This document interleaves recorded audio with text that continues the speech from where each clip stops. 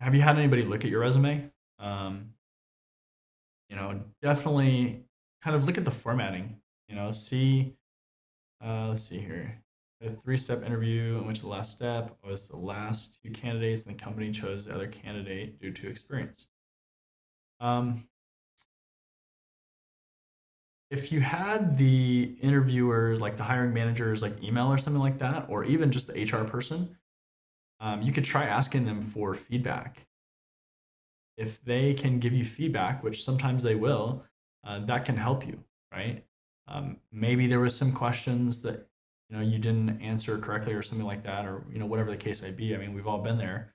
Um, but if you can get that feedback, then you can take advantage of that and improve for next time. So, if you can get feedback, that would be huge.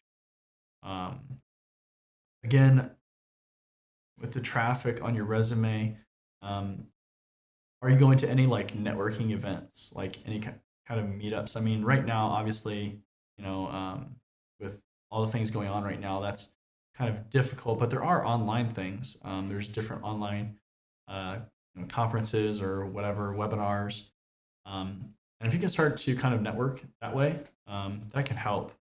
Um, right now it's just kind of challenging with everything going on because people are trying to do a lot of things and it's still not certain how things are going to kind of pan out here. So there's a lot of uncertainty that's going on just in general. So I feel like it's a little bit harder, especially if you don't have experience, because it's just there's a lot of uncertainty that's going on.